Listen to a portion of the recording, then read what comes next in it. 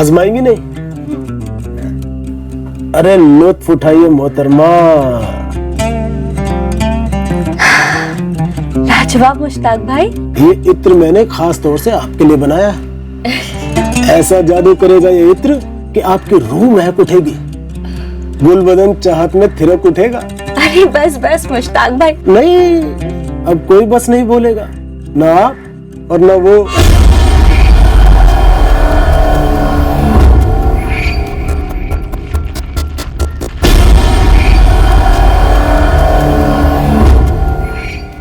दुनिया में हर मर्ज की दवा है और उस दवा का नाम है मुश्ताक। जिंदगी में जब भी तकलीफ हो ना, बिना तकल्लुफ के मेरे पास आ जाना। बंदा बनाई खिदमत के लिए है। जी मुश्ताक भाई, आदाब। आदाब।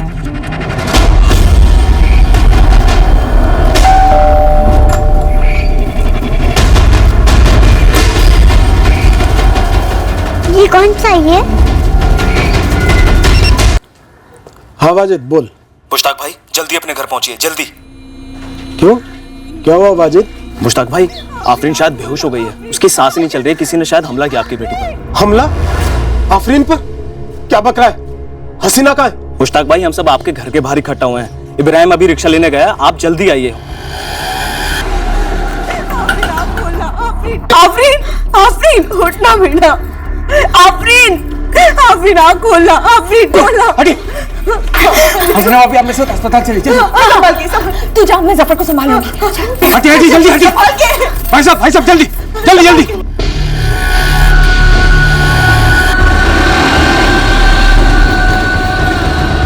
डॉक्टर, नर्स, कोई है? मैडम देखिए, बच्ची की सांस रुक गई है मैडम, डॉक्टर को बुलाइए जल्दी। बच्ची तो मर चुकी है। जी डॉक्टर, मुझे बाहर देखते ही लगा था। ये कौन सा है? बोलिए ना कौन सा है?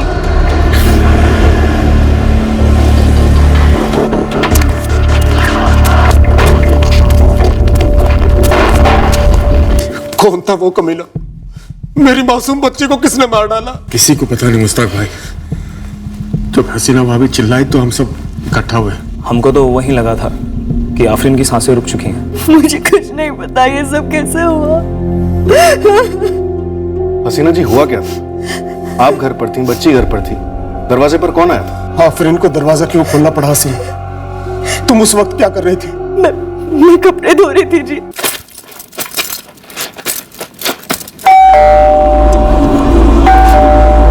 अम्मी मैं देखती हूँ। जा। ना मैंने कुछ देखा ना मुझे कुछ सुनाई दिया, कुछ पता ही नहीं चला। कुछ देर बाद जब मैंने आफरीन को आवाज लगाई ये पता करने के लिए कि दरवाजे पे कौन आया है, वो जवाब ही नहीं दे रही थी। आफरीन, आफरीन कौन आया दरवाजे पे? आफरीन जवाब क्यों नहीं दे रही है? कौन आया है? ये लड़की भी ना।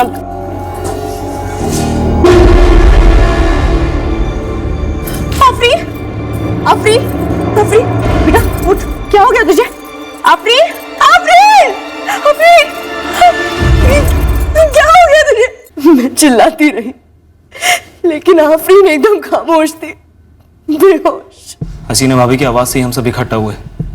मैंने ही मुश्ताक भाई को फोन किया था। आप दोनों में से किसी ने भी मुश्ताक के दरवाजे पे किसी को नहीं देखा? जी नहीं मैडम, हम जब वहां गए तब वहां कोई नहीं था। मैं तो मुश्ताक भाई के बगल में ही रहता हूँ। काम से लौटकर घर में लेटने जा रहा था, अचानक मैंने हसीना भाभी की चिल्लाने की आवाज सुनी।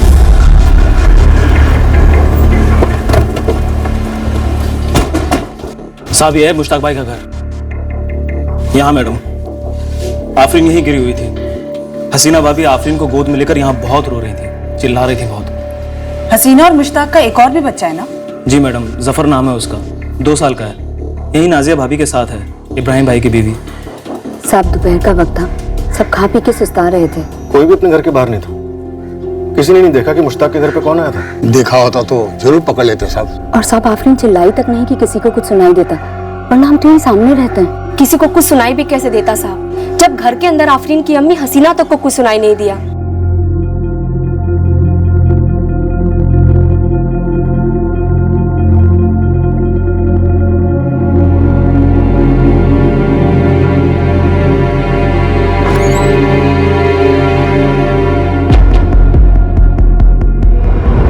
तक जो पता चला उससे तो लग रहा है कि बच्ची आफरीन ने कोई शोर नहीं मचाया, क्योंकि बाथरूम में कपड़े धोती हुई इसकी माँ हसीना ने कुछ नहीं सुना और ना ही मोहल्ले में किसी ने कुछ सुना और ना ही देखा। मैं डिटेल एनालिसिस के लिए बॉडी फॉरेंसिक टीम को भेज देता हूँ। सर लगता है आफरीन की माँ हसीना सच नहीं बोल रही है। क्यों, क्या गड़बड़ है? सर हसीना ने कहा था कि हादसे के वक्त वो बाथरूम में कपड़े धो रही थी। हाँ तो? बट सर बाथरूम में तो किसी भी तरह के कपड़े नहीं दिखे, ना मैले और ना ही धुले।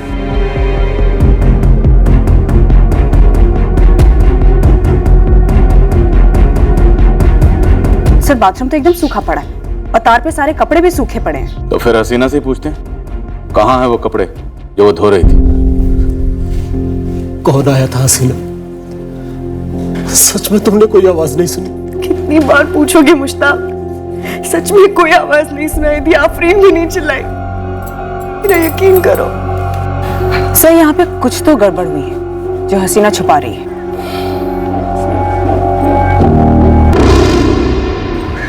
वो सीसीटीवी यहाँ जो भी आया गया होगा, अगर आया था तो सीसीटीवी में जरूर कैप्चर हुआ होगा। वो तो इब्राहिम भाई का घर है साहब। जी वो सीसीटीवी मेरे शौहर ने लगवाया है। ये सीसीटीवी की रिकॉर्डिंग कहाँ रहती नाजिया? जी वो तो सोहेल के अब्बू को ही पता होगा। 8 साल की मासूम बच्ची आफरीन की मौत का केस अब सर के बल उलटने वाला था। सिर्फ हसीना के अविश्वसनीय बयान की वजह से नहीं, बल्कि इब्राहिम शेख के घर के बाहर लगे सीसीटीवी की वजह से भी, जिसने आफरीन की मौत के राज को और भी गहरा कर दिया।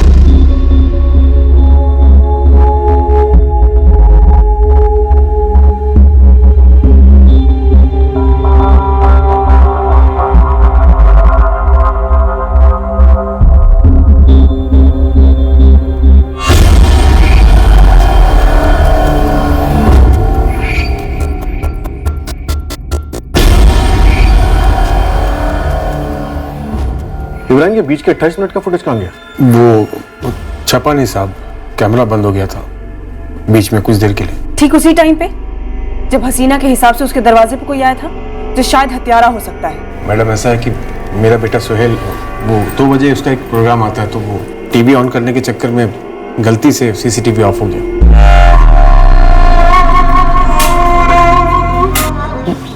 मैडम सोहेल से अक्सर ऐसी गलती हो जाती है। जैसे ही हसीना भाभी चीखी तो आवाज सुनकर मैं बाहर आया तो देखा कि सीसीटीवी ऑफ हो गया। क्या हो गया तुझे?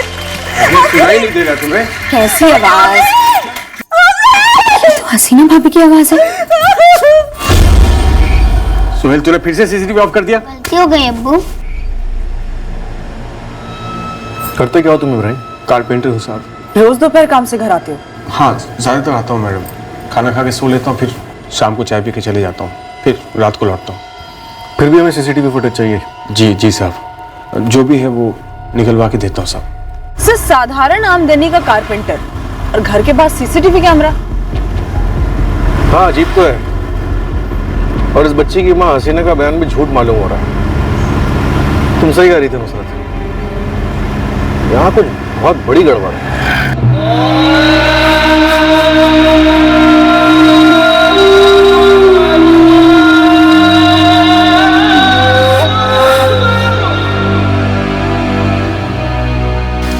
दुआओं का कुछ तो असर होता ही है। देखते हैं क्या असर होता है।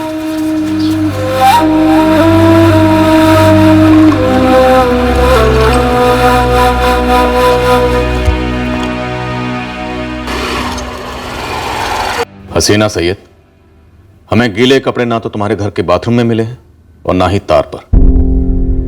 जब आफरीन का कत्ल हुआ तुम कपड़े नहीं धो रही थी। ये नाटक करना बंद करो हसीना, अब तक तुम हमसे सिर्फ झूठ बोलती आई हो। मैं सच बोल रही हूँ। क्या तुम कपड़े निचोड़कर सुखाकर सब कुछ साफ सुथरा करने के बाद अपनी बच्ची आफरीन को देखने गई थी? या फिर जानबूझकर आफरीन की आखिरी सांस लेने का इंतजार कर रही थी? उसके बाद चिल्ला चिल्ला कर मोहल्ले वालों को इकट्ठा किया। हसीना क्या नाटक लगा के रखा है ये? मैं कपड़े नहीं धो रही थी। तो क्या कर रही थी? कौन आया था दरवाजे पर? या कोई आया ही नहीं? बेल बजी ही नहीं। ये क्या बोल रहे हैं आप? कोई आया था, बेल बजी थी, आफरीन गई थी दरवाजा खोलने के लिए। तुम अब भी कहानी बना रही हो। हसीना सच बोलो, वरना इतना याद रखो कि जिस तरह से तुम झूठे कपड़े धो रही थी ना, वैसे हम तुम्हें धोकर सच सामने ला सकते हैं। मैं इस बार सच ही बोल रही हूँ। दरअसल मैं अंदर के कमरे में सो रही थी।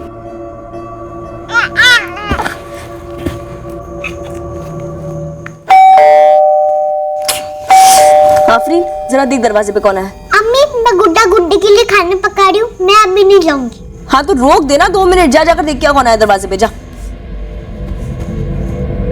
मैं गहरी नींद में थी साहब। आफरीन को दरवाजा खोलने के लिए भेजकर फिर से सो गई थी। कुछ 5 मिनट बाद मेरी आंख खुली तो देखा आफरीन नहीं थी। आफरीन, आफरीन कौन है दरवाजे पे? आफरीन, आफरीन जवाब क्यों नहीं दे रही है? लड़की भी ना परेशान करके रखा है। आफरीन, आफरीन, आफरीन क्या हो गया तुझे? आफरीन, पहले कहा कि कपड़े धो रही थी, अब कह रही हो कि सो रही थी। क्या वाहियात कहानी, इतनी गहरी नींद कि तुमने अपनी 8 साल की बच्ची की आखिरी चीखें तक नहीं सुनी। ये गहरी नींद नहीं, गहरी साजिश है। नहीं साहब, ठीक ऐसा ही हुआ था। देखो हसीना, तुम्हारी पकाई दोनों कहानियां ना एकदम फीकी है।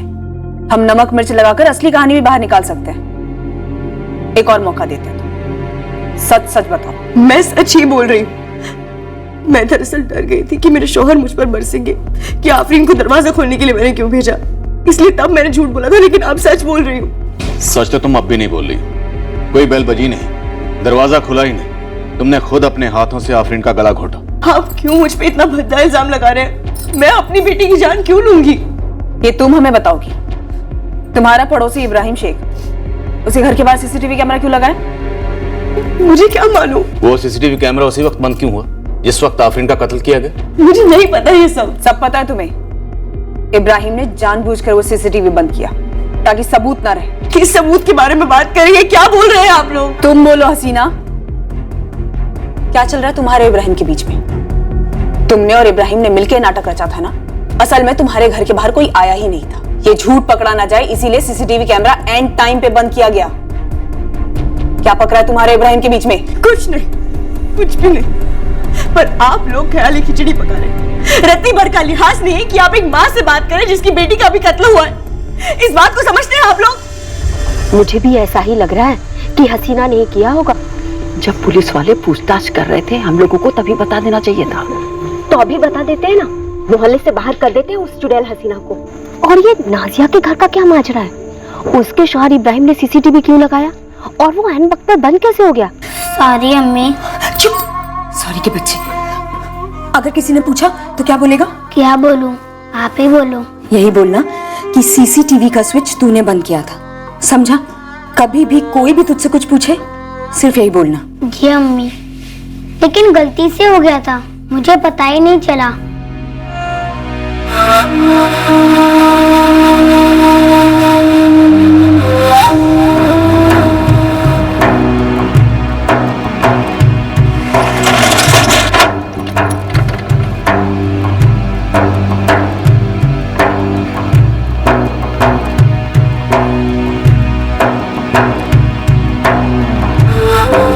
मुस्ताक भाई, हसीना को बाहर निकालो। आप लोग क्या करना चाहते हैं? हम मोहल्ले के बीचों बीच मार मार कर उससे सच उगलवाएंगे। आप बाहर निकालिए उसे। मुस्ताक भाई, इस बेरहम औरत को आपको घर से पहले ही निकाल देना चाहिए था।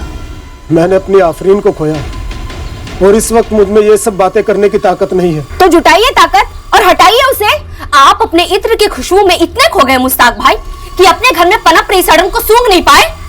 बाहर निकालिए उसे, अभी के अभी निकालिए। औरत जात समझकर पुलिस वाले नरमी से पेश आते होंगे, लेकिन हम मोहल्ले की औरतें दिखाएंगे उसे कि हम किस मिट्टी के बने हुए हैं। अरे वो सिर्फ नाम की हसीना है, अंदर से बदसूरत है, बदसूरत। मैं पुलिस बुला रहा हूँ। डायनों के लिए कोई जगह नहीं है हमारे मोहल्ले में। बुलाइए उसे।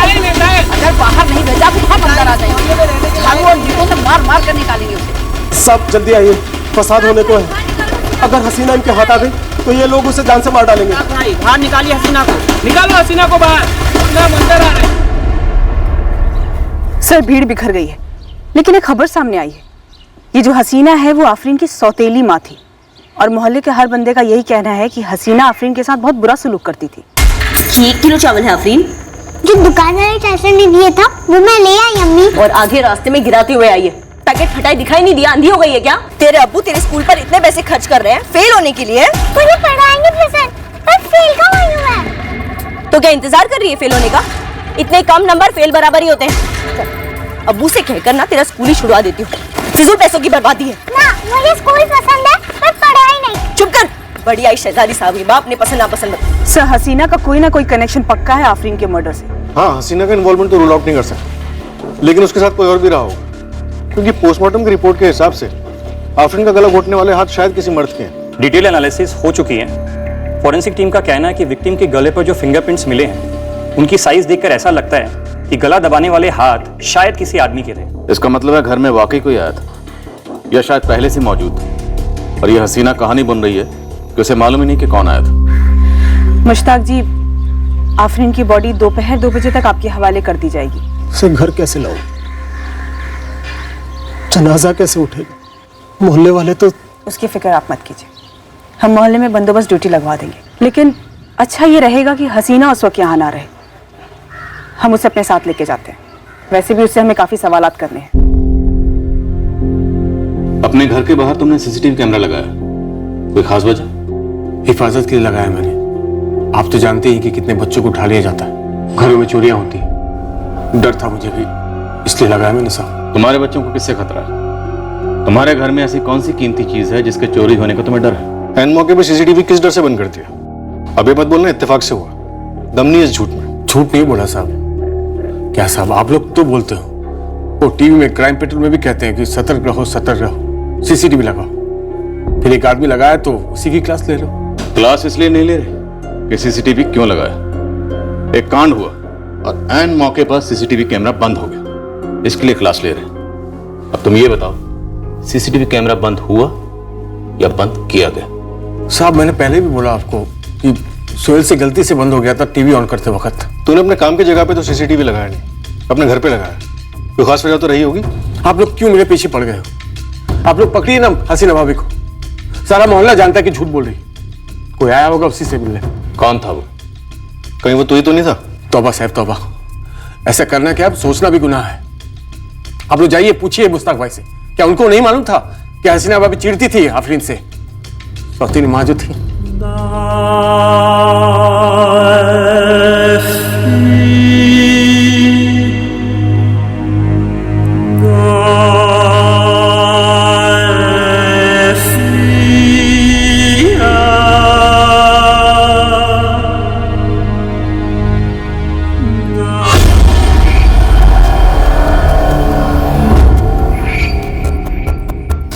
आफरीन मेरे पेट से नहीं जमी, इसलिए मोहल्ले वाले मुझे डायन और न जाने क्या क्या कह रहे हैं। मलिका बकरा बना रहे ये लोग मुझे मैडम।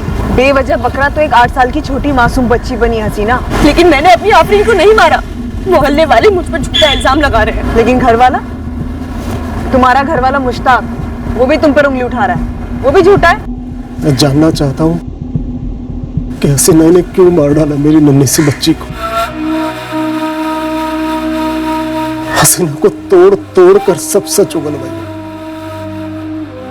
मैं ही अंधा था जो अब तक अंधा बना रहा। नन्ही सी बच्ची मेरी परी बलि चढ़ गई हसीना की साजिश में।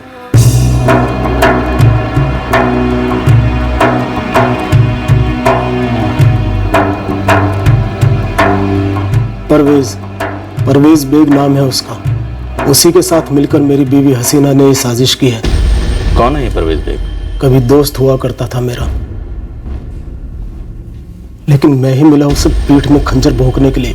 मुश्ताक जी, जरा खुल के बताएंगे इस परवेज बेग का आफरीन के मर्डर से क्या ताल्लुक है? आपकी बीवी से इसका क्या ताल्लुक है? और आपको क्या लगता है उस दिन ये खुद आपके घर आया था या फिर इसे बुलाया गया था?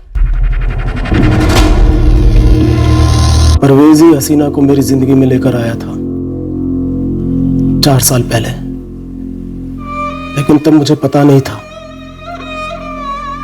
कि ये एक चाल थी।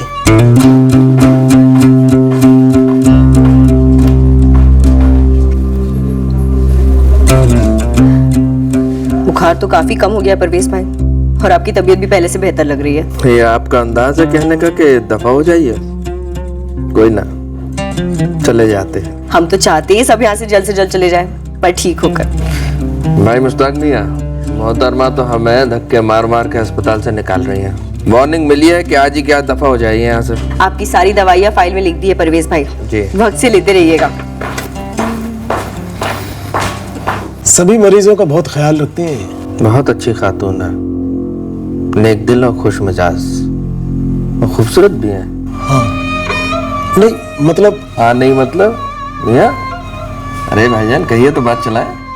अरे परवेज मियां, खुद भी पिटोगे और मुझे भी पिटवाओगे। हम कोई गलत बात चलाने की थोड़ी बात कर रहे हैं, नेक नियत है और हम तो उनसे बात कर भी चुके हैं। अकेली रहती है मोहतरमा। पर मैं अकेला नहीं रहता, आफरीन रहती है मेरे साथ। इसलिए तो आफरीन को अम्मी की जरूरत है और आपको एक हमसफर की। एक तीर और दो निशाने। बोलिए क्या कहते हैं? परवेज की मदद से 1 महीने में हमारा निकाह हो गया और मेरे जिगर के टुकड़े आफरीन को हम दोनों मिलकर प्यार से पालने लगे। आप परवेज की साजिश के बारे में कुछ बता रहे थे। निहायत ही भद्दा और कमीना इंसान निकला है परवेज। मैंने उसे हमेशा अपना दोस्त समझा। मैं उसका शुक्रगुजार था कि उसने मुझे हसीना से मिलवाया, लेकिन मिलन तो कहीं और ही चल रहा था।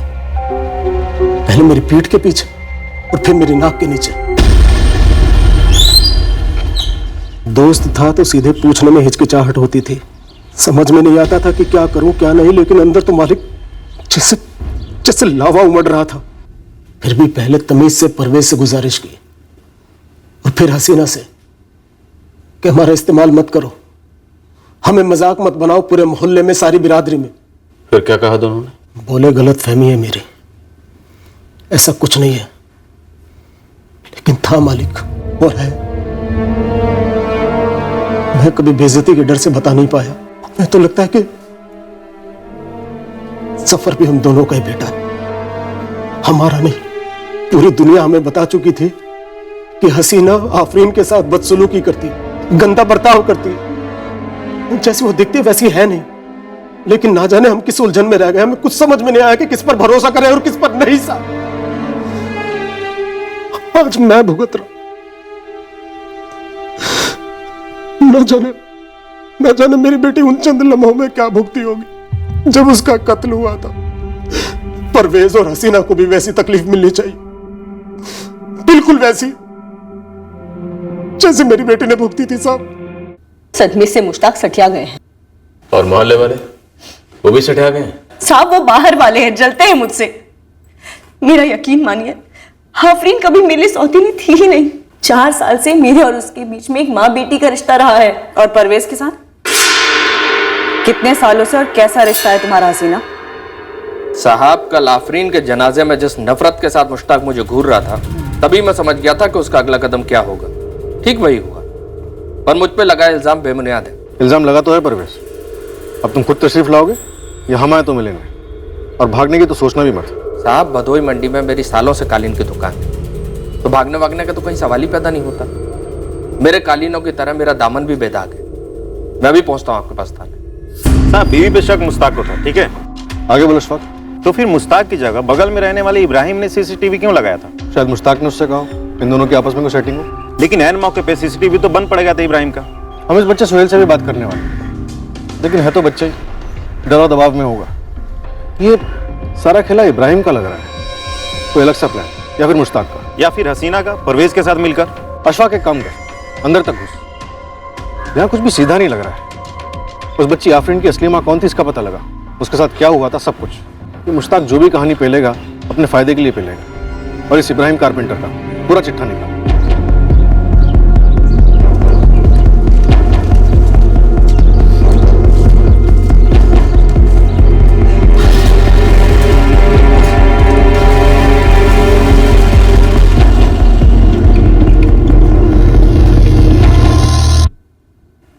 मेरा असली नाम हर्षा गुप्ता है।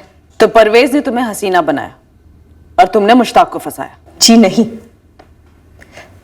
मेरी पहली शादी टूट चुकी थी। मैं अकेली थी।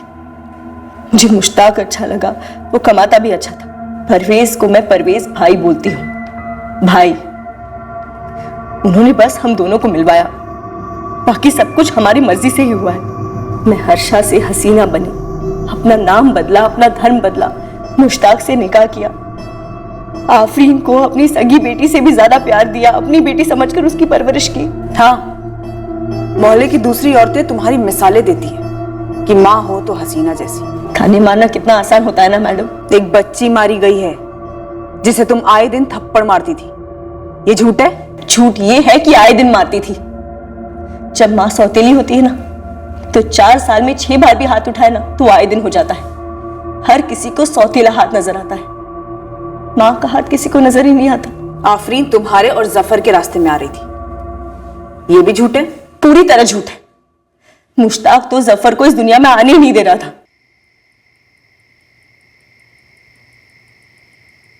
मुश्ताक, इस बार तो इस बच्चे को दुनिया में आने दो। 2 साल तक हमने अपना बच्चा नहीं किया क्योंकि तुम नहीं चाहते थे। तुम्हें हमें भी लगता है कि मैं आफरीन को एक माँ का प्यार नहीं दे रही हूँ? तो क्या मैं तुम्हें प्यार नहीं दे रहा हूँ? दे रहा हूँ ना। तो फिर हमारे बीच तय हुआ था हसीना कि इस घर में सिर्फ 3 लोग रहेंगे, आफरीन और हम दोनों। पर एक ऊपर वाले की मर्जी भी तो होती है ना, जिसने मेरी कोख में जान डाल दी है।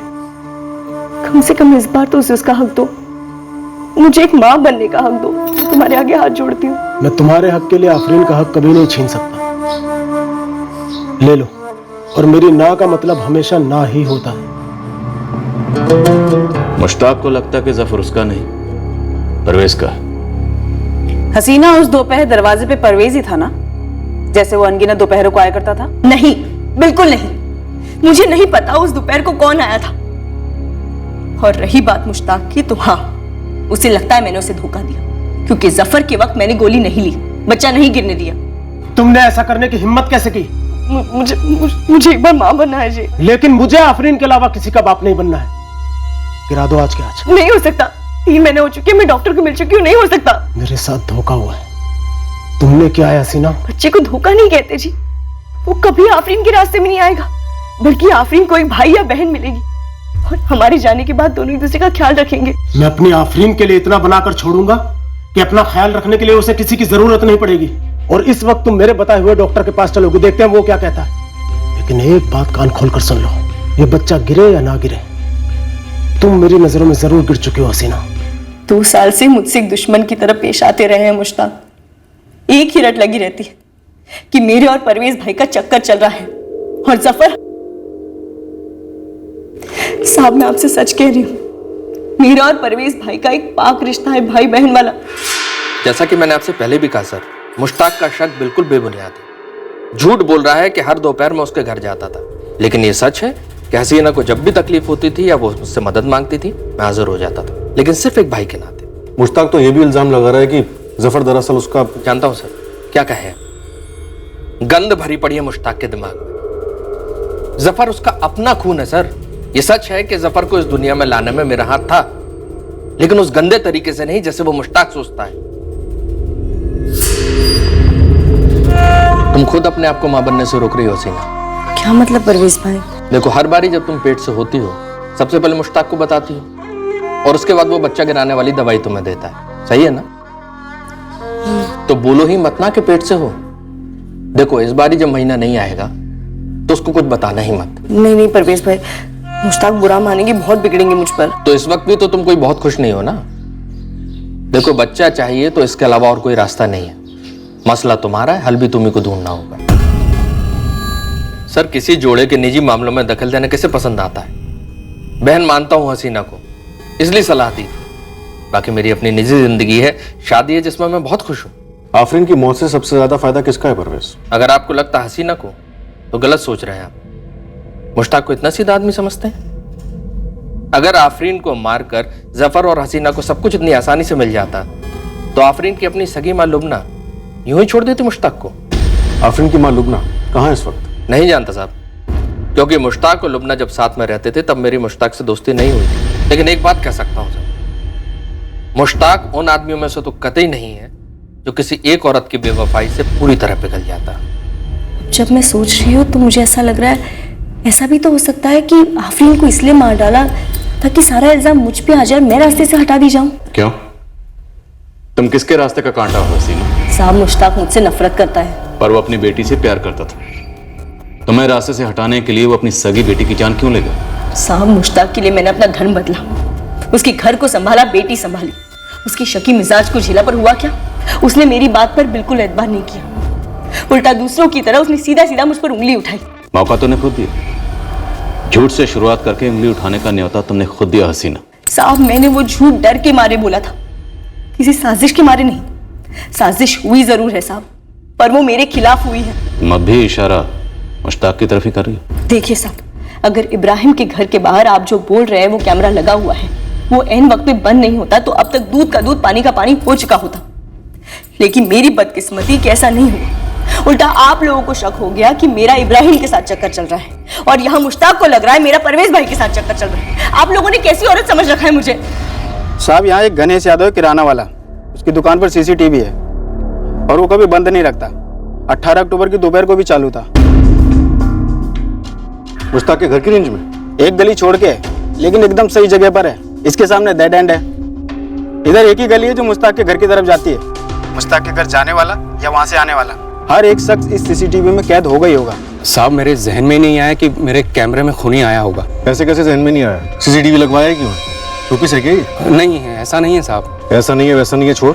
और 18 अक्टूबर की सीसीटीवी की फुटेज निकाल कर दे मुझे, दोपहर 1 बजे से 3 बजे के बीच की।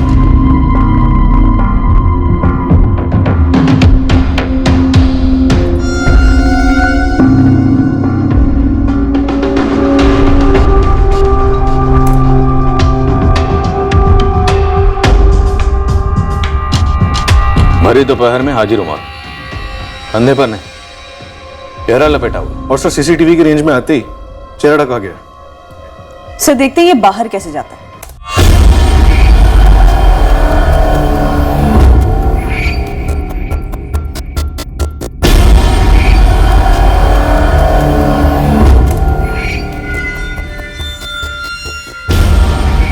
बंदा चालाक है, पक्का जानता होगा कि यहां सीसीटीवी कैमरा लगा हुआ, इसलिए मुंह ने पीठ दिखाकर भागा। सर, इब्राहिम का सीसीटीवी में पीठ दिखाने की कोई गुंजाइश ही नहीं। उसके मुताबिक उसके बेटे ने ये इब्राहिम भी शायद इस साजिश में शामिल है।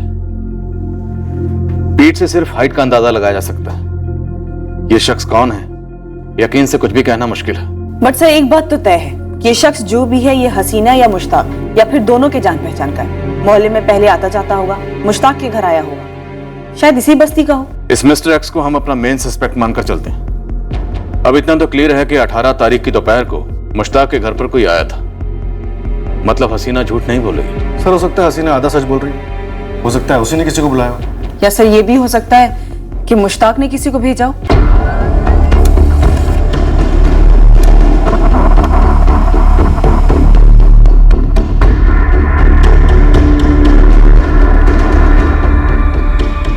ना मुश्ताक ना हसीना उस नकाबपोश आदमी की पहचान कर पाए।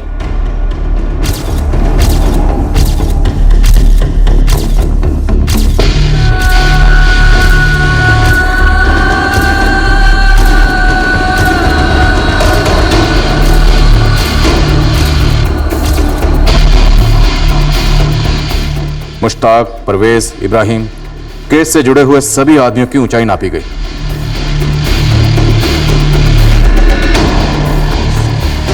फिर सीसीटीवी में कैद आदमी के साथ उसे मैच करने की कोशिश की गई, पर इनमें से कोई भी आदमी हमारे सस्पेक्ट के पास भी नहीं आ रहा था। सर, किसी के भी फोन रिकॉर्ड्स में कुछ भी ऐसा नहीं मिला इस पर शक किया जा सके। 18 अक्टूबर की दोपहर को किसी भी नंबर की लोकेशन हाशिम नगर नहीं थी। सर, आफरीन का कत्ल एक सोची समझी साजिश थी। आफरीन का दरवाजा खोलना और एंड टाइम पे इब्राहिम का सीसीटीवी ऑफ हो जाना। सर, एक नकाबपोश शख्स का एक किराने वाले के सीसीटीवी के बारे में जानकारी होना, ये सब कुछ सिर्फ इत्तेफाक नहीं हो सकता सर। अगर हम ये मान भी लें कि ये इत्तेफाक नहीं बल्कि एक साजिश है, तो भी हमें अभी तक मुश्ताक, हसीना, परवेज, इब्राहिम का इस साजिश से कोई कनेक्शन नहीं मिला है। कुछ नहीं मिला सर। क्यों नहीं मिला? क्या वाकई में कोई कनेक्शन है नहीं, हमें नहीं मिला?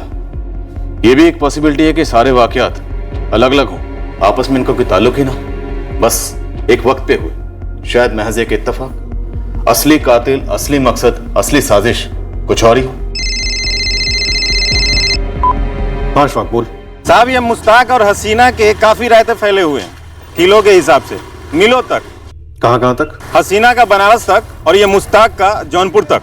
साहब, ये हसीना का पहला पति अभिषेक सिंह बनारस में रहता है। 6 साल पहले जब हसीना ने अभिषेक को छोड़ दिया था तो बहुत खुनस में था।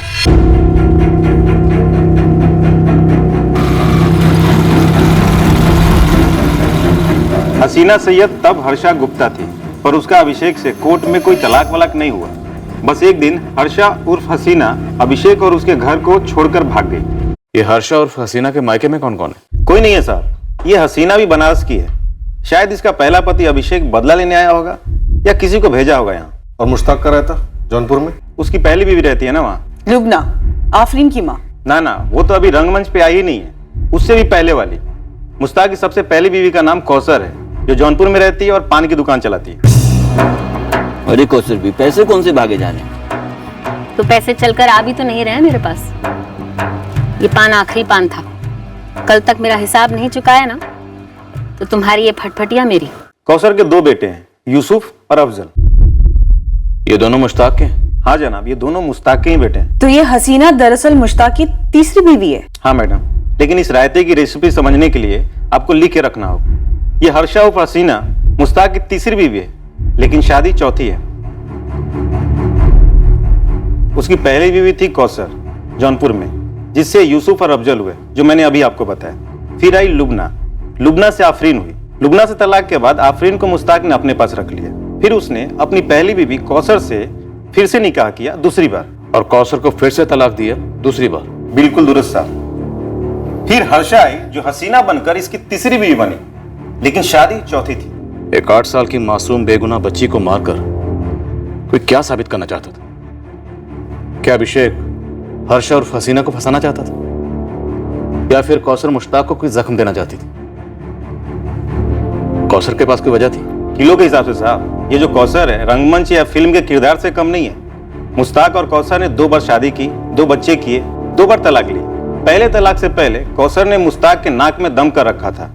एक बार तो कौसर ने मुश्ताक को जेल भी भिजवाया था। अब देखती जा कौसर, अगर तेरी जिंदगी बर्बाद नहीं की ना, तो मेरा नाम भी मुश्ताक नहीं। तो फिर तो तू अपना नाम बदल ही ले, क्योंकि तू कुछ करे और मैं उसका जवाब सूद समेत ना दूं, तो मेरा नाम भी कौसर नहीं। साहब, ये तो था 13 साल पहले का राय था, लेकिन हाल ही में 4 महीने पहले मुश्ताक ने कौसर से फिर से पंगा ले लिया।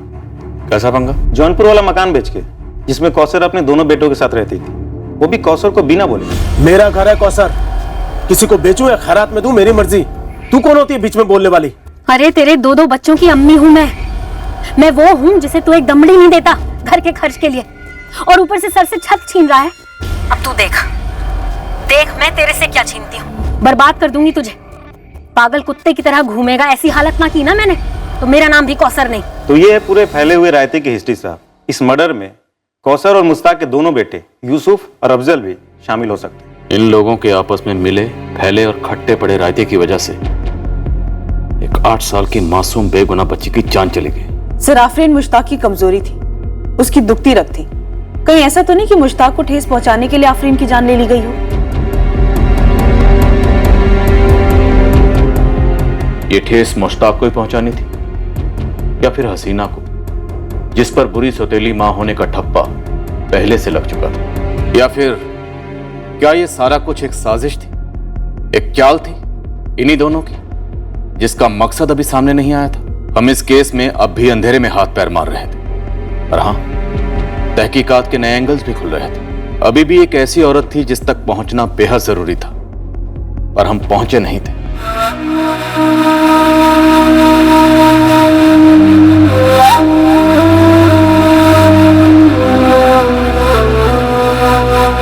हम बहुत ही जल्द उस तक पहुंचने वाले थे, आफरीन की अम्मी लुबना तक, जब इस 60 साल की मासूम बच्ची के कत्ल की वजह हमारे सामने आई। जौनपुर की एक टीम मुश्ताक की पहली बीवी कौसर और उसके बेटे यूसुफ और अफजल से सवालात करने के लिए निकली। दूसरी टीम बनारस में एक्टिव की गई, हसीना उर्फ हर्षा गुप्ता के पहले पति अभिषेक सिंह तक पहुंचने के लिए। कौसर? नहीं साहब, कौसर आफरीन के कत्ल के पीछे कैसे हो सकती है? मुझे यकीन नहीं हो रहा है। हमारे लिए भी अभी तक इस केस में किसी पर भी यकीन करना मुश्किल रहा है, आप पर भी। लेकिन मैं क्यों झूठ बोलूंगा? बेटी मेरी मारी गई है, सगी बेटी, सौतेली नहीं। और मुझे समझ में नहीं आ रहा है कि आप हसीना को छोड़कर कौसर के पीछे क्यों पड़े? मैंने कौसर का बस नाम सुना है, ना मैं उसे जानती हूँ ना ही उसे कभी मिली हूँ। अभिषेक सिंह को जानती हो? मिली हो या मिली हुई हो? अब मेरा पहला पति कहाँ से आधमका इन सब में? उसी तरह से आधमका जिस तरह से आफरीन का हत्यारा तुम्हारे दरवाजे पे आधमका था। मेरा अभिषेक सिंह से अब कोई रिश्ता नहीं है। लेकिन रिश्ता खत्म भी तो नहीं किया था तुमने, अधूरा छोड़ के भाग गई थी। सुना अभिषेक तुम्हारी काफी वक्त तक तलाश में था, रिश्ता तो था ना? वो रिश्ता नहीं नरक था, रोज शराब पीकर मेरा भुट्टा बनाता था। भागती नहीं तो और क्या करती? और आप उस सालों पुरानी बात को इस कत्ल से जोड़ रहे हैं, अजीब है। हसीना, क्या ये अजीब नहीं है कि आफरीन के कत्ल के वक्त इब्राहिम के घर के बाहर का सीसीटीवी कैमरा एंड टाइम पे ऑफ हो गया? इसके लिए मैं कैसे जिम्मेदार हूँ? एक और चीज अजीब है, कातिल को कैसे पता चला कि आफरीन ही दरवाजा खोलेगी? क्या आफरीन का दरवाजा खोलने का इत्तेफाक था या उसे दरवाजा खोलने के लिए भेजा गया? तुमने भेजा। बस हो गया मैडम, थक गई हूं मैं। वही सवाल, वही शक, वही बेहुदा इल्जाम। मैं बस अपने जफर के साथ अब अकेले रहना चाहती हूँ। मुझे अपनी जिंदगी में कोई मर्द नहीं चाहिए, खास करके मुश्ताक तो बिल्कुल नहीं। मैं बस यहाँ से कहीं दूर चले जाना चाहती हूँ। भदोई छोड़कर तुम तब तक कहीं बाहर नहीं जाओगे जब तक कि आफरीन का असली हत्यारा लॉकअप के अंदर नहीं होता। लुबना का है आफरीन की असली माँ। हाँ, असली या नकली नहीं होती, जो पालती है वो माँ होती है। और मुझे नहीं पता कि लुबना कहाँ है। कौसर की तरह ना ही मैं उसे जानती हूँ ना ही उससे मिली हूँ। 6 साल पहले आखिरी बार लुबना से फोन पर बात हुई थी, तब वो कानपुर में थी। लुबना का कोई रिश्तेदार यहाँ है भदोही में? जी नहीं साहब, पर आप गलत लोगों पर शक कर रहे हैं साहब। लुबना आफरीन को आखिर क्यों मारेगी? उसने उसे अपने पेट से जला है और कौसर तो यहाँ है ही नहीं। आप अपनी पहली 2 बीवियों की बड़ी हिमायत कर रहे हैं और आफरीन के कत्ल का इल्जाम सिर्फ हसीना पर डाल रहे हैं। ऐसा लगता है जैसे आप जानते हैं कि कातिल कौन है। ये आदमी कौन है? ये तस्वीर देखकर तो इसकी अम्मी भी नहीं पहचान सकती कि है कौन, लेकिन इतना जरूर कहूंगा कि जो कोई भी है उसे परवेज और हसीना ने ही भेजा होगा। इब्राहिम के घर के बाहर सीसीटीवी कैमरा आपने लगवाया था? मैं ऐसा क्यों करूंगा भला? हसीना पर नजर रखवाने के लिए। नजर उस पर रखी जाती है जिस पर शक हो। परवेज और हसीना का चक्कर चल रहा है, इसका मुझे पूरा यकीन है। यकीन तो आपको इस बात का भी है कि कौसर आफरीन का कत्ल नहीं करवा सकती। हालांकि जब आपने जौनपुर वाला घर बेचा था, कौसर ने आपको धमकी दी थी आपको बर्बाद करने की, आपकी किसी चीज को छीनने की। फिर भी आपकी उंगली कौसर की तरफ नहीं उठ रही। माजरा क्या मुश्ताक मियां?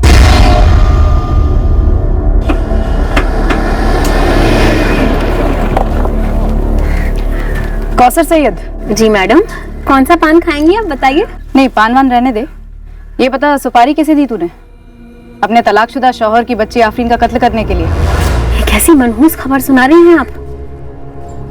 आफरीन बिटिया नहीं रही? तेरे घर में ताला लगा है, तेरे दोनों बेटे अफजल और यूसुफ गायब हैं और तू यहाँ ड्रामा कर रही है हमारे सामने। मैडम, दोनों जवान लड़के हैं, गए होंगे किसी काम से, अब बताकर थोड़ी जाते हैं कि कहाँ जा रहे हैं कहाँ नहीं। और रही बात आफरीन की, तो आफरीन मेरे तलाकशुदा शौहर की बच्ची थी, लेकिन उसे मारकर भला मुझे या मेरे बच्चों को क्या फायदा होगा? सर, कौसर को क्वेश्चनिंग के लिए लाए हैं, लेकिन उसके दोनों बेटे अफजल और यूसुफ गायब हैं। दोनों के फोन्स भी स्विच ऑफ हैं। हिस्ट्री शीटर हैं दोनों, चोरी और लूट के मामले में जेल भी काट चुके हैं। इस कौसर को जरा गर्मी तो रजनी। मुश्ताक बड़ी पैरवी कर रहा है इसकी, क्यों कर रहा है समझ में नहीं आ रहा। दाल में कुछ काला है। ये बच्ची आफरीन मुश्ताक और इसकी बीवियों के बीच शायद किसी मसले में बलि का बकरा बनी। हम आफरीन की असली मां लुबना को ढूंढ रहे हैं और हो सकता है कौसर का भी इसमें कुछ इन्वॉल्वमेंट हो। सर, बनारस पुलिस ने अभिषेक सिंह को धर लिया। गुड। कानपुर पुलिस को इन्फॉर्म किया क्योंकि मुश्ताक के मुताबिक उसकी आखिरी बार जब लुबना से बात हुई थी अब वो कानपुर में थी। ये पक्का कोई घरेलू मसला है।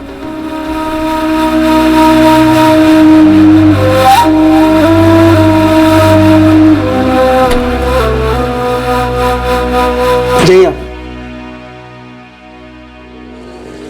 हर्षा हसीना बन गई भदोही में। वाह, रे को शादी भी कर ली, क्या बात है। 6 साल पहले पागलों की तरह ढूंढा था हर्षा को मैंने, मतलब हसीना को। और ढूंढने के बाद क्या खुद गया था भदोही से मारने और गलती में या गुस्से से बच्ची को मार डाला? या तेरे आदमी ने ये कांड किया? जब वो भागी थी ना तब पता चलता कहा तो जरूर उसे ढूंढ के लेकर आता, पर तो मुझे मिली ही नहीं। ये हर्षा हसीना बन गई, उसकी सौतेली बेटी थी, खुद का दूसरा बच्चा है आज। ये सब तो मैं आप लोगों से सुन रहा हूं। और कोई 8 साल की बच्ची पर क्या दुश्मनी निकालेगा? और कोई ऐसे किसी को कैसे मार सकता गलती से? मार तो सकता है अभिषेक, नफरत बहुत कमीनी चीज होती है वैसे। और तेरे पास तो मकसद भी था कत्ल करने का।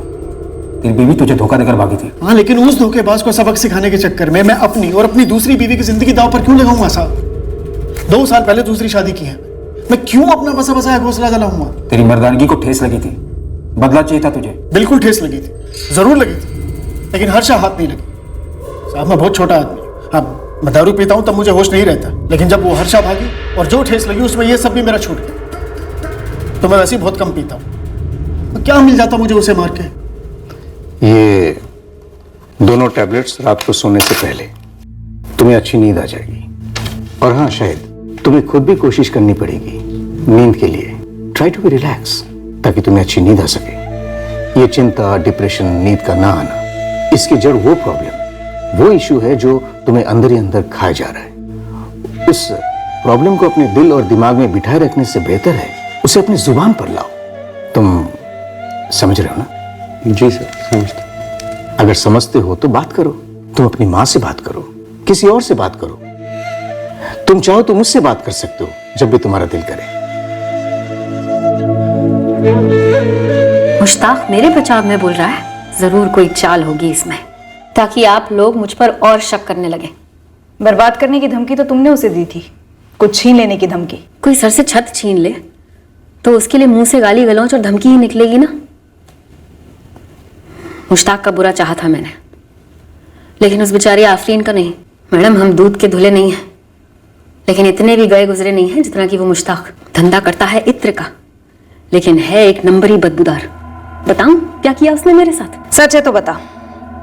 अगर झूठ साबित हुआ तो मैं तेरे लिए बहुत बुरी खबर साबित होंगी कौसर। मैडम, मेरे लिए तो सबसे बुरी खबर वो लालची मुश्ताक ही था।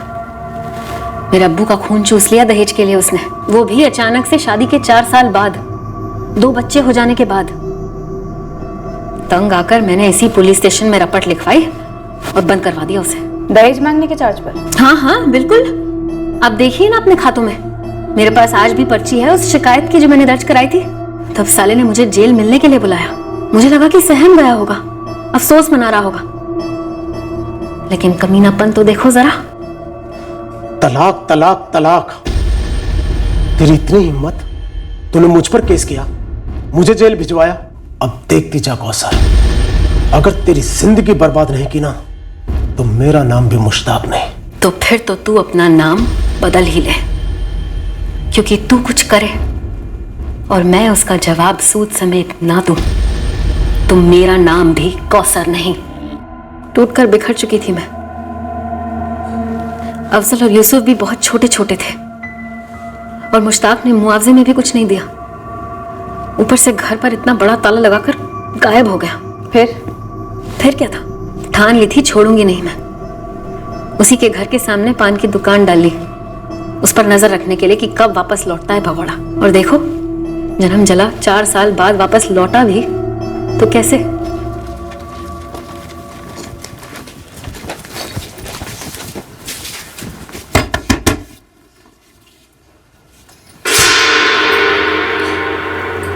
क्या नाम है तेरा? मेरा नाम लुबना है।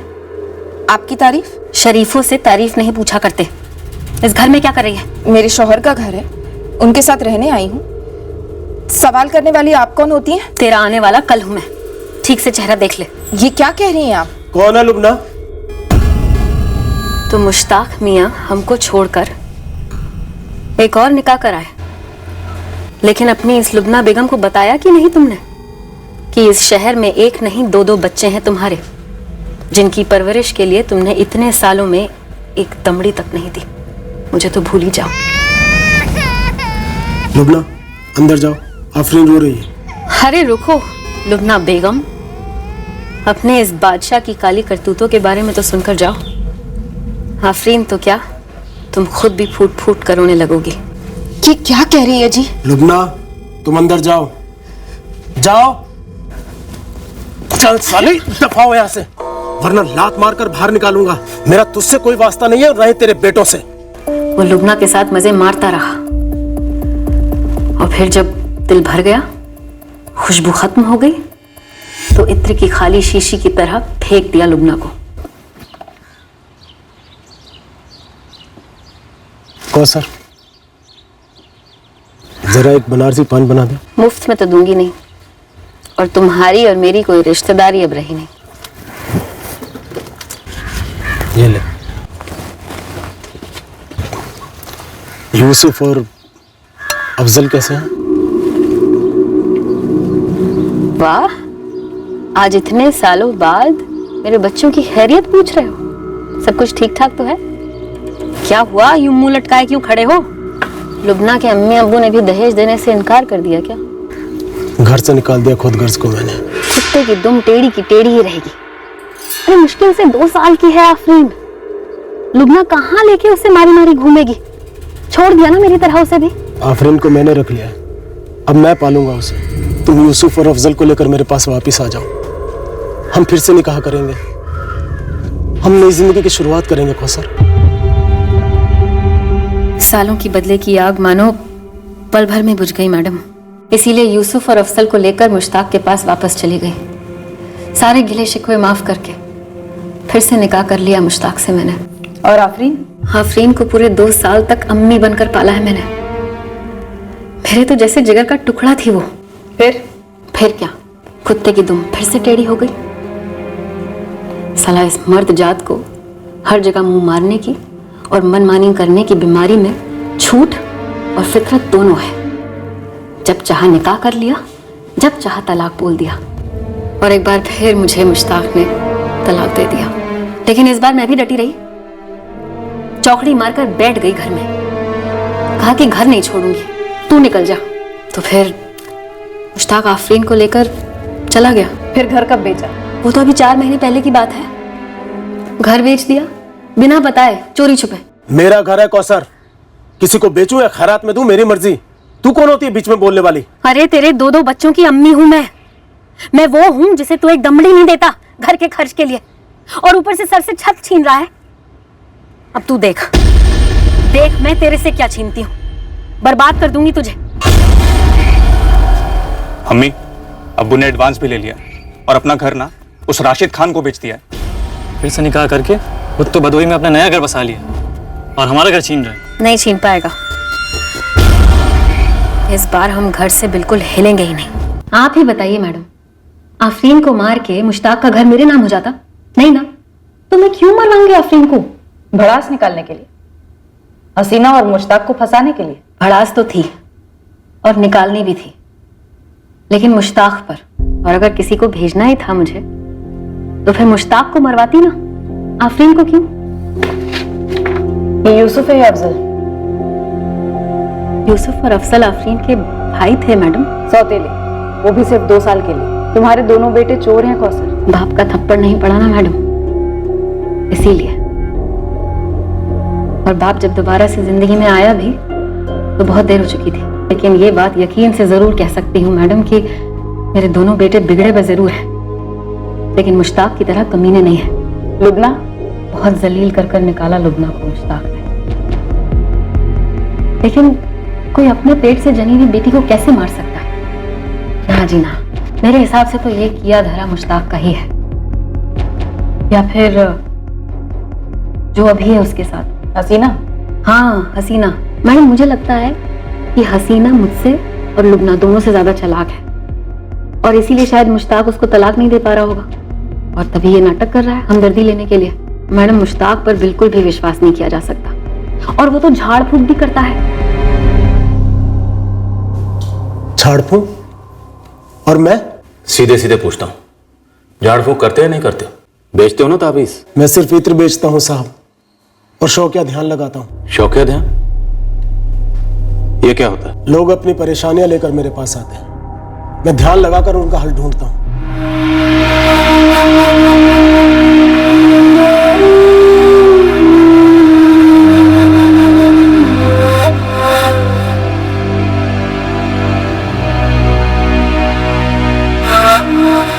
गर्दन दिखाओ। ये ले, अपने बेटे के दाहिने हाथ पर बांध देना।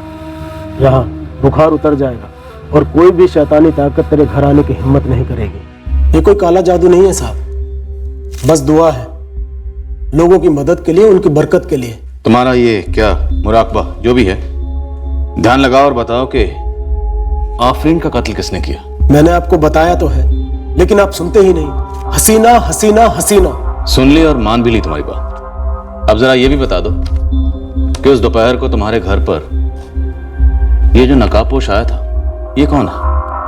अगर मेरी इतनी ताकत होती ना तो तो अपनी बच्ची आफरीन की मौत नहीं देख लेता, बचा नहीं लेता अपनी जान को। छोटा सा आदमी हो साहब, छोटे छोटे मसले जहन में आते हैं, जैसे पढ़ाई, बुखार वगैरह, इससे आगे कुछ नहीं। फिर एक छोटा सा मसला हल कर दो।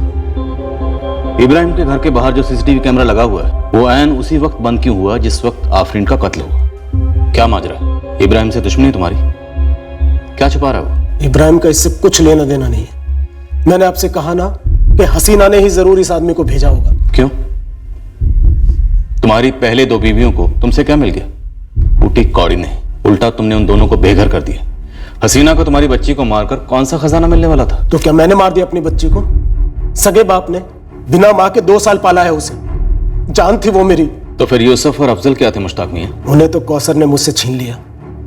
उन्हें दूध पिलाकर नहीं, जहर पिलाकर बड़ा किया है डायन ने।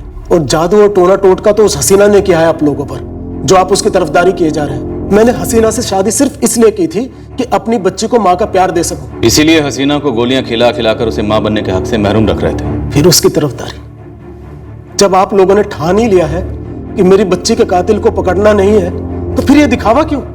मुझे भी चढ़ा दीजिए ना फांसी पर। वैसे भी आफरीन के साथ मेरी आधी जान तो निकल ही चुकी है। पर आधी जान तो बाकी है ना मुश्ताक। यकीन करो मेरा, मैं तुम्हारा ये मुराकबा या ध्यान लगाए बिना अपने तजुर्बे से एक बात कह सकता हूं। ये जो तुम्हारा इत्र है ना, इस इत्र में खुशबू नहीं है, बदबू है।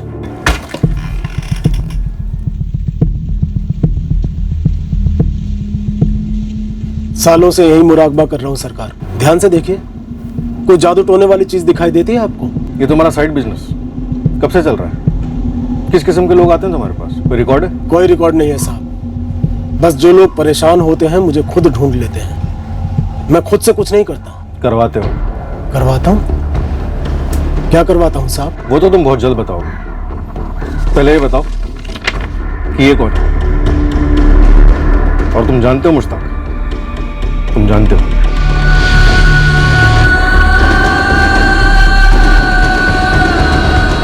सारे जिले के, बाहर के भी हर मुमकिन हिस्ट्री शीटर्स को खंगाला गया जिस पर कभी कत्ल का चार्ज लगा हो, पर हमारे हाथ कुछ नहीं लग रहा था। केस से जुड़े हर सस्पेक्ट पर कड़ी नजर रखी जा रही। हर गुजरते दिन के साथ हमारा मुश्ताक पर शक और गहरा होता जा रहा था, पर आफरीन के कत्ल का मकसद सामने नहीं आ रहा था। मैडम, अपनी लिस्ट के हर बंदे को, हर बंदी को अंदर बाहर खंगाला, लेकिन आफरीन को मारने के बाद किसका फायदा होने वाला था ये पता नहीं चल पा रहा है। कहीं ऐसा तो नहीं कि बच्ची ने कुछ देख लिया था या कुछ सुन लिया था जिससे किसी का नुकसान होता, खतरा होता, मतलब लफड़ा, अफेयर वगैरह? अशफाक, इस किस्म का खतरा तो सिर्फ हसीना को हो सकता है। भला मुश्ताक को अपनी ही सगी बेटी से क्या खतरा हो सकता है? कहीं ऐसा तो नहीं कि हसीना का अपने ही पड़ोसी इब्राहिम के साथ कुछ चल रहा? मुझे भी तगड़ा वाला डाउट है इस इब्राहिम पे। उसका पूरा चिट्ठा निकाल लिया। बंदा कारपेंटर है, कोई उसकी खुद की दुकान नहीं है मैडम, बस वो वहाँ काम करता है। एक तरीके का दिहाड़ी मजदूर समझ लीजिए। ऐसे बंदे के घर के बाहर सीसीटीवी कैमरा, कुछ अजीब नहीं है? अशफाक, एक और चीज अजीब है कि ठीक कत्ल के वक्त इब्राहिम के घर के बाहर का सीसीटीवी कैमरा ऑफ हो जाता है। मैडम, 2 जोड़े हैं, मुश्ताक, हसीना, इब्राहिम, नाजिया। इनके बीच क्रॉस कनेक्शन हुआ होगा। कहीं शक के मारे तो नहीं इब्राहिम ने इतना खर्चा उठाकर अपने घर के बाहर सीसीटीवी लगवाया? हो सकता है मैडम, खुन्नस मुश्ताक पे होगा, गहरा घाव देने के लिए आफरीन को मार दिया होगा, या फिर इब्राहिम हसीना को आफरीन ने साथ देख लिया होगा, इसलिए हटा दिया बच्ची को।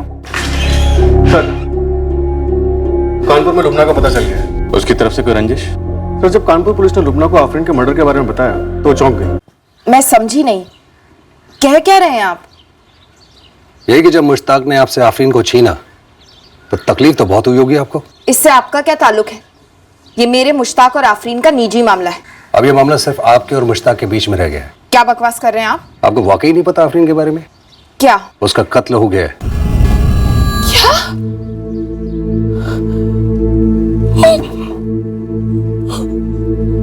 अल्लाह, मेरे बच्चे कैसे हुआ? किसने किया? 1 हफ्ता हो चुका है इस बात को। कहीं आपने तो नहीं भेजा था किसी को वहां पर? 6 साल हो गए। उस कमीने मुश्ताक ने मेरी बेटी से मुझे फोन पे भी बात तक नहीं करने दी। इतनी हैसियत नहीं है मेरी, कोर्ट कचहरी में केस करके लड़के अपनी बेटी को हासिल कर पाती। बस हर दिन उसके लिए दुआ करती थी और हर रात उसकी याद में रो रो के सो जाती थी। और आप मुझसे पूछ रहे हैं कि कहीं मैंने तो और 1 हफ्ता हो गया, अभी तक मुश्ताक ने एक बार भी मुझे फोन करके बताया भी नहीं। अगर बोझ बन गई होती तो कह देता मुझसे, मैं खुद जाकर ले आती उसे। जान से मारने की क्या जरूरत थी? साहब ये उसी ने किया है। कोई और औरत मिल गई होगी उसे और आफरीन की जिम्मेदारी से भागना चाहता होगा। फिर कौसर की तरह लुबना भी मुश्ताक का ही नाम ले रही है। कौसर के दोनों बेटे यूसुफ और अफजल, दोनों को जौनपुर पुलिस ने पकड़ा और खूब तोड़ा।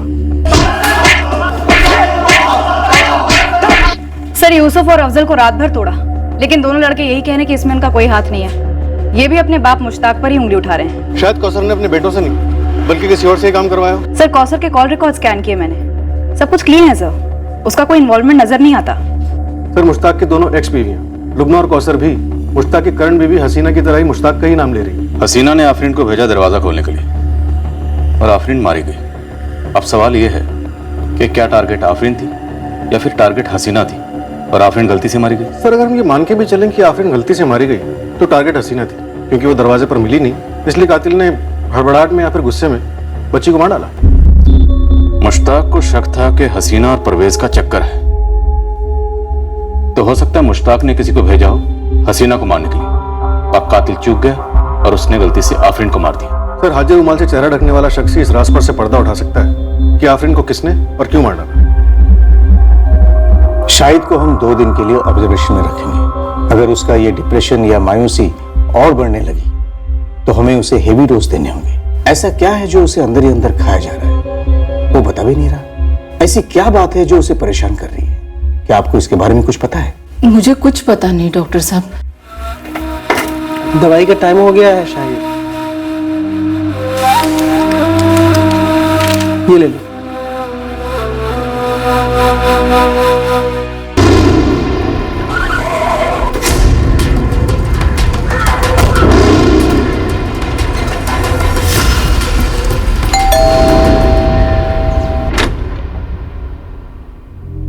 जी मैडम। आपका बेटा सोहिल घर पे है? देखिए आंटी, मेरा हाथ वहां तक पहुंच ही नहीं रहा था, फिर जंप मारकर ट्राई किया टीवी ऑन करने के लिए, तभी सीसीटीवी के स्विच पर हाथ लग गया और ऑफ हो गया। यानी आपने जब ये किया तो आपको पता लग गया कि आपसे गलती से सीसीटीवी का स्विच ऑफ हो गया, है ना? मैडम, इसे कैसे पता चलेगा? इसे तो गलती से हुआ ना। ये हर दूसरा दिन ऐसी गलती करता है, बहुत शरारती है। पास में सबरम जी रहती है ना? जी। क्यों? सोहिल को थोड़ी देर के लिए वहां छोड़ के आइए, आपसे कुछ जरूरी बात करनी है। किस बारे में? 2 झूठ के बारे में। 2 झूठ? हाँ, 2 झूठ। पहला झूठ, तुम मियां बीवी ने बुलवाया सोहिल से कि सीसीटीवी का स्विच गलती से ऑफ हो गया, बल्कि ऐसा हुआ ही नहीं नाजिया, सीसीटीवी जानबूझकर ऑफ किया इब्राहिम ने। और दूसरा झूठ, नाजिया तुम अभी तक ये कहती आई हो कि तुम्हें कुछ भी नहीं मालूम, बल्कि तुम्हें सब कुछ मालूम है। तुम जानती हो कि इब्राहिम ने ही आफरीन को मरवाया, इस आदमी को भेजकर। और इब्राहिम ने वो सीसीटीवी तुम्हारे लिए लगवाया था ना? इब्राहिम मुश्ताक को और तुम्हें रंगे हाथों पकड़ना चाहता था। वाहियात बातें कर रहे हैं साहब आप। वाहियात से भी बढ़कर हरकत की है तूने इब्राहिम, हमारे पास सबूत है तेरे और हसीना के चक्कर का। बकवास कर रहे हैं साहब आप। आफरीन की वजह से तुम्हारे गुलशरों में अड़चन हो रही थी। हसीना पहले से चिढ़ती थी आफरीन से। 1 तीर 2 निशान। हसीना की जिंदगी से आफरीन बाहर और तुम दोनों के अफेयर से भी। साहब पागल हो गए क्या? मैं हसीना के साथ नाजायज रिश्ते बनाऊंगा और उन रिश्तों की नुमाइश करने के लिए मैं अपने घर के बाहर सीसीटीवी लगवाऊंगा, ताकि मैं कब हसीना से मिलता हूं, कब उसके घर जाता हूं, उस सबकी रिकॉर्डिंग हो जाए। तो किस चीज की रिकॉर्डिंग कर रहे थे तुम इब्राहिम मियां? हाँ, नाजिया के चक्कर की, मुश्ताक के साथ? नाजिया, हमारे पास इस बात के पूरे सबूत हैं कि इब्राहिम को पता चल गया था तुम्हारे और मुश्ताक के चक्कर के बारे में। ऐसा कुछ भी नहीं था, ये सब झूठ है। तुम्हारी आवाज सुन के तो नहीं लग रहा है कि ये सब झूठ है। ये आंसू वासू बाद में, फिलहाल मुद्दे की बात करते हैं। ये बताओ, ये आदमी कौन है जिसे भेजकर इब्राहिम ने आफरीन को मरवाया? हाँ, मैंने सीसीटीवी नाजिया के लिए लगा रखा था। शक था मुझे नाजिया पर, क्यों किसी के साथ जाती है, कोई आता है उससे मिलना। मतलब मुश्ताक? मुश्ताक ही है ना वो सर? नाजिया ने बोला आपको? क्या बोला?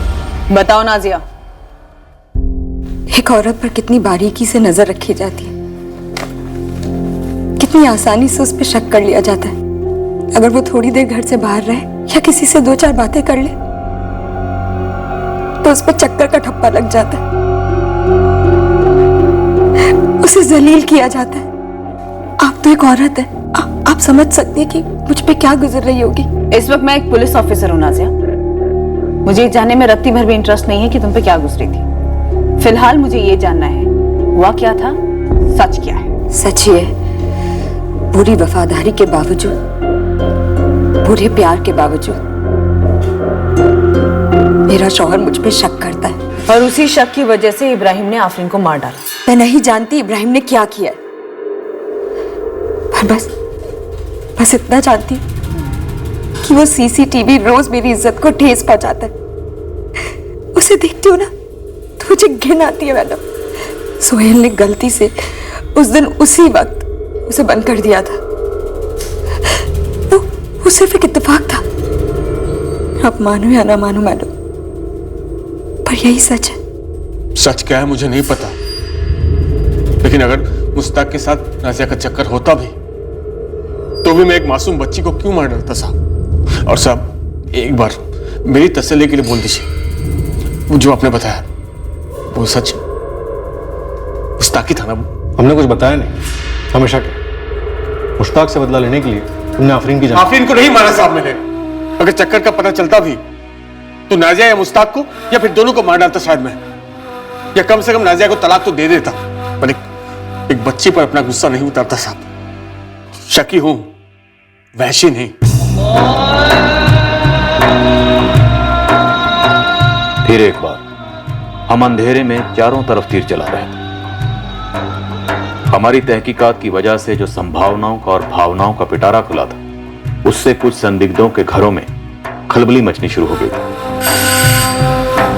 आफरीन के कत्ल ने कई रिश्तों को टूटने की कगार पे ला छोड़ा था।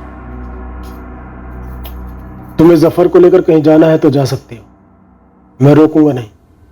पुलिस ने कहा है मैं कहीं नहीं जा सकती। उन्होंने कहा है कि तुम भदोही नहीं छोड़ सकते। जरूरी नहीं है कि यहां रुको, मेरे घर में। अच्छा, तुम्हारा घर? घर 4 दीवारियां नहीं होती, घर एक मकान होता है, छोटा सा, बिल्कुल तुम्हारे दिल जैसा।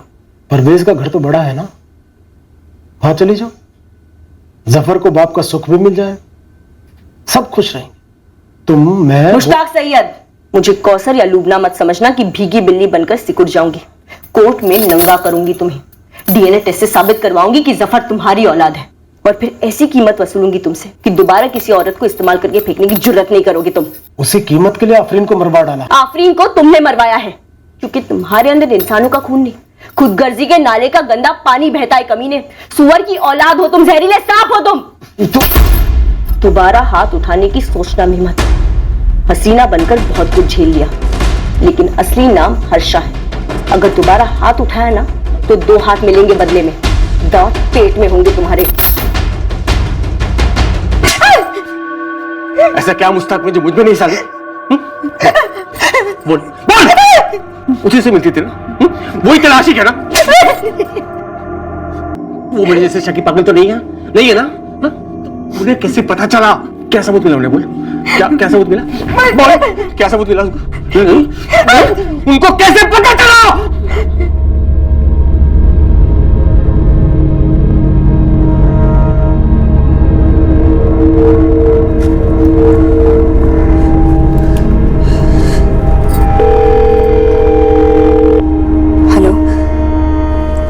मैडम नाजिया बोल रही हूँ। तुम्हारे ही फोन का वेट कर रही थी मैं नाजिया, अब तो सच बोलोगी?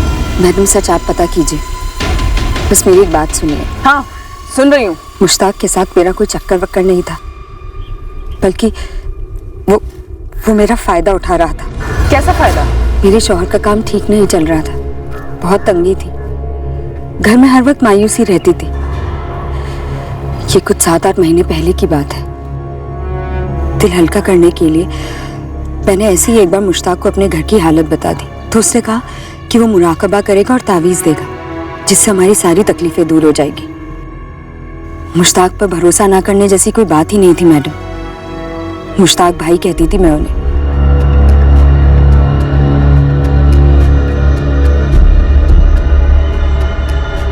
ताबीज देने के बहाने उसने मुझे कुछ सुंघाया और मुझे लगा कि मुराकबे का हिस्सा है ये।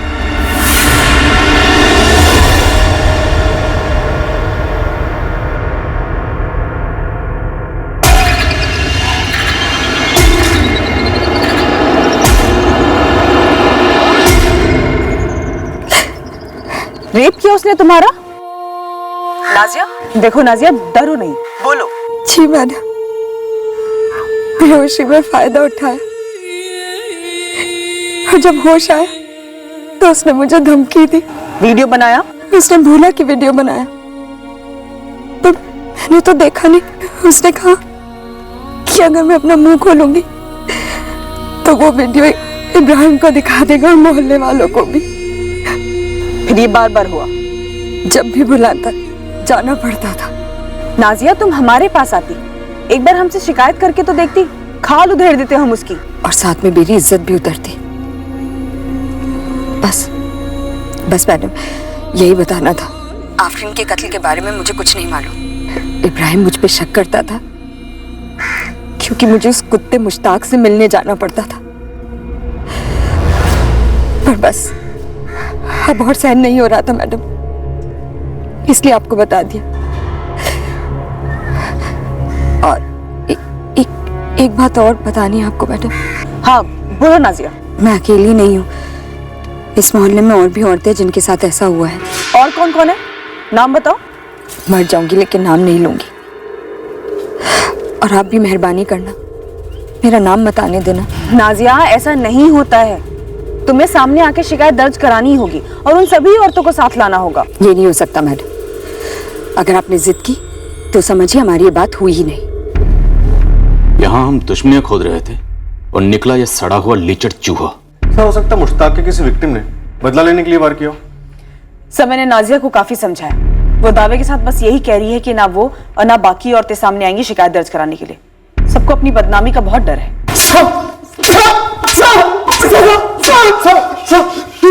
जी तो कहता तेरी बच्ची के कत्ल के लिए तेरे खिलाफ ही चार्जशीट फाइल कर दूं। किसी ने आपके कान भरे, मैंने किसी औरत का गलत फायदा नहीं उठाया। इसमें उन सभी औरतों का नाम लिख जिनको तूने अपनी हवस का शिकार बनाया।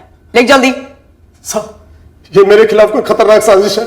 मैंने किसी औरत का गलत फायदा नहीं उठाया, जो मैंने किया ही नहीं उसके लिए मेरी बच्ची को सजा क्यों भुगतनी पड़ी? हाँ अशफाक बोल। साहब दिमाग के डॉक्टर हैं डॉक्टर नरेश पुरी।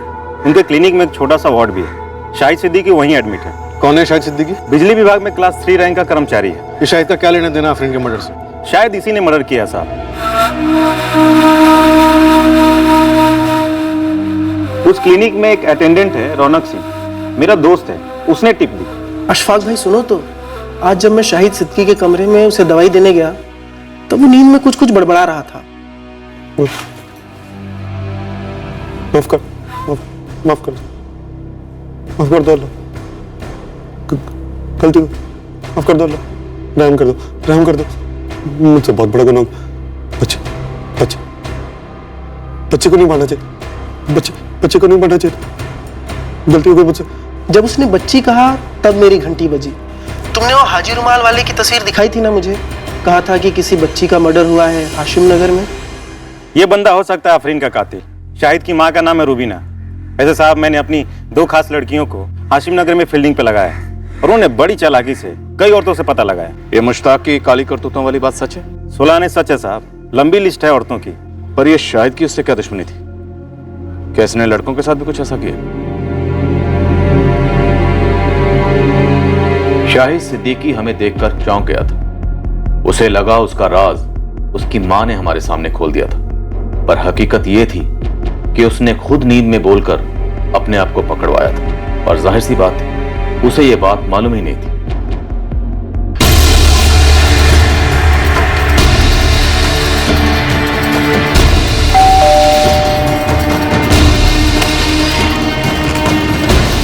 ये कौन सा है? बोलिए ना कौन सा ये?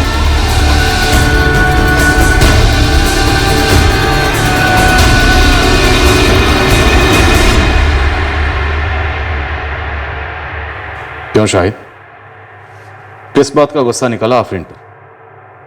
या फिर ये कोई पलटवार था? मुझे उस बच्चे को नहीं मारना चाहिए था सर। वो बहुत बड़ा गुनाह हो गया सर मुझसे।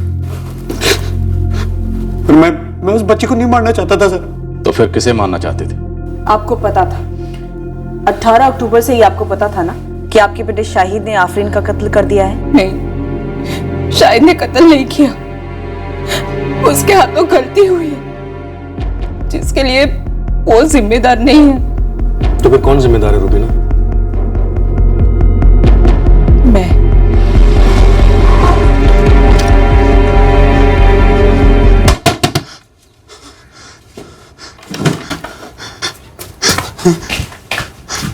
शाहिद, क्या हुआ तुझे? इतना पसीना क्यों आ रहा है? मैंने एक बच्चे का कत्ल कर दिया। क्या कह रहा है तू? कौन सी बच्ची? मुश्ताक तरवाले की बेटी का कत्ल कर दिया अम्मी।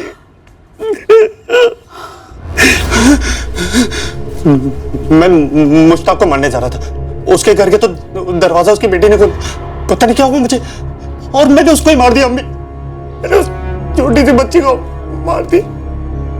ये सब मेरी वजह से हुआ है मैडम। मुश्ताक ने आपका भी बलात्कार किया? मुश्ताक ने धोखे से ताबीज के बहाने मेरा फायदा उठाया था।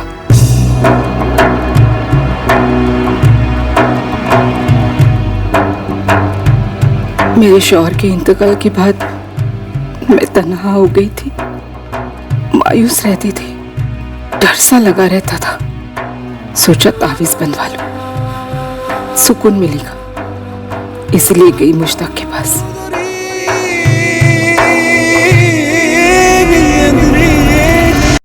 पहली बार में ही उसने अपनी चाल चली। फिर धमकी दी, बार बार इस्तेमाल किया? झूठ नहीं बोलूंगी, उसके बाद दरअसल जो भी हुआ वो मेरी मर्जी से हुआ। अकेली थी, मेरी भी कुछ जरूरतें थी जो मुश्ताक से पूरी हो रही थी, पर शायद ये सब बर्दाश्त नहीं कर पाया।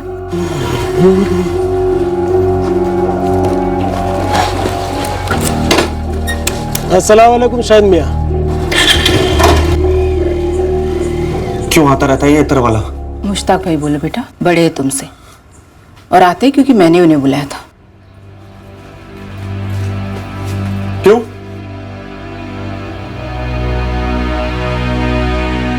अकेलापन दूर करते हैं मेरा, दोस्त है मेरे। आशिक है? अम्मी से ऐसे बात करते हैं? आशिक है? हाथ मुंह धो लो, मैं रोटी बनाती हूँ। अब्बू को गुजरे 2 साल में नहीं हुआ अम्मी।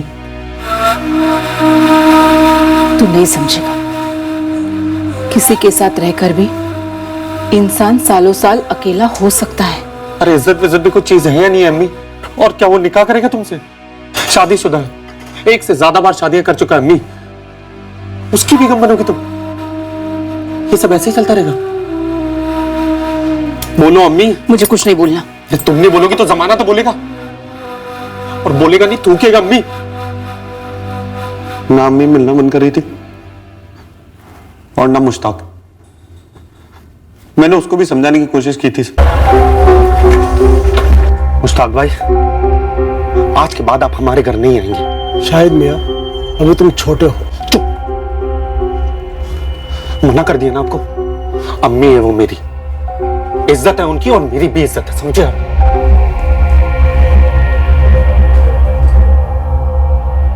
पर वो दोनों रुके नहीं, मिलते रहे चुप चुप कर।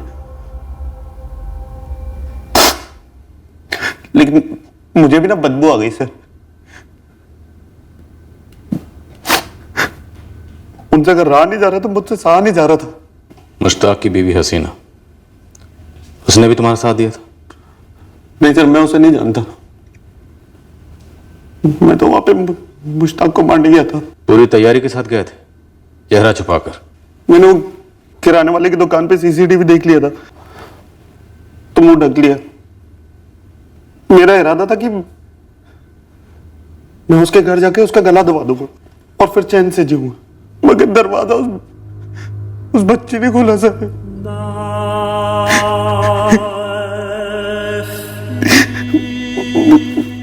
मेरे अंदर इतना गुस्सा भरा होता कि मुझे समझ में नहीं आया, मैंने उस बच्ची का गला दबा दिया सर। मैं वहां पर मुश्ताक को मारने गया था सर। मैं मुश्ताक को मारना चाहता था, बच्ची को नहीं मारना चाहता था। उससे क्या होता? अगर तुम मुश्ताक को मार भी देते, पकड़े तो तुम तब भी जाते, तब भी यहीं होते अंदर लॉकअप में, और तुम्हारी जिंदगी बर्बाद होती, और बाहर तुम्हारी अम्मी और भी तन्हा और भी अकेली हो जाती, फिर कभी ना कभी किसी और से दोस्ती होती। तो क्या तुम पूरी दुनिया को मारते फिरते? शाहिद ने जो भी किया वो मेरी वजह से किया। गुनहगार मैं हूं इस कत्ल की। आपने जो मुश्ताक के साथ रिश्ता जोड़ा वो आपकी जिंदगी का निजी फैसला था। इस पर सही या गलत की टिप्पणी ना हम कर सकते हैं और ना ही कोई और। लेकिन हाँ, आपसे गुनाह हुआ जरूर है, शाहिद का अपराध छुपाने का गुनाह।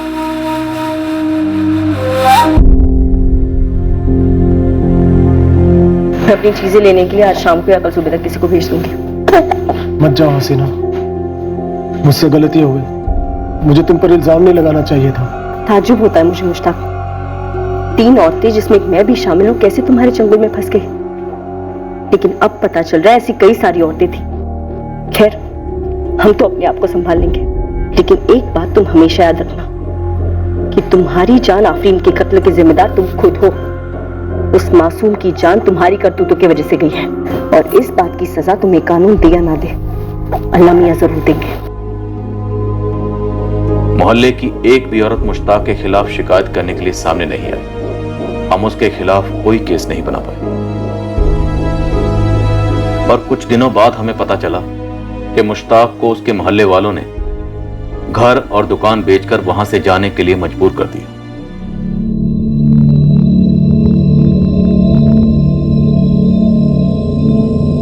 एक तरफ है मुश्ताक के संगीन जुर्म, जहां उसने औरतों को बेहोश करके उनका बलात्कार किया, उन्हें ब्लैकमेल किया, पर कोई भी उसके खिलाफ शिकायत करने सामने नहीं आया। सभी विक्टिम्स के अपने अपने डर थे, और उन सब ने उस डर के साथ जीने का फैसला कर लिया था। अगर आज के दौर के बारे में सोचें तो एक नामचीन हॉलीवुड प्रोड्यूसर के कुकर्मों के खुलासे के बाद सोशल मीडिया पर मी टू कैंपेन ने आग लगा दी, जिसमें दुनिया भर की लाखों औरतों ने अपने साथ हुए सेक्सुअल हैरेसमेंट को बयान किया। सालों से, पीढ़ियों से औरतों की चली आ रही चुप्पी और डर मुश्ताक जैसे वहशी लोगों का हौसला बढ़ाती रही। और यह भी सच है कि ऐसे वहशी दरिंदों की करतूतों को जानने के बाद भी कई औरतें और मर्द उसके खिलाफ खड़े नहीं होते, गुनहगार को एक्सपोज नहीं करते। इस केस की दूसरी तरफ है एक जवान आदमी, जिसे अपनी मां के इस फैसले से एतराज था कि उसकी मां अपने अकेलेपन और जिस्मानी जरूरतों को पूरा करने के लिए किसी मर्द से रिश्ता जोड़ रही थी। वो मर्द मुश्ताक ना भी होता तब भी शाहिद की प्रतिक्रिया वही होती। शाहिद, जरूरत है हम सभी संयम और मैच्योरिटी से काम लें, ताकि जज्बातों पर काबू रखा जाए, उन्हें उमड़कर जुर्म का लावा ना बनने दिया जाए। अगले हफ्ते फिर मिलेंगे एक नए केस के साथ क्राइम पेट्रोल सतर्क में। जय। इस तरह के और भी एपिसोड देखने के लिए हमारे चैनल को सब्सक्राइब करें और बेल आइकन दबाना ना भूलें।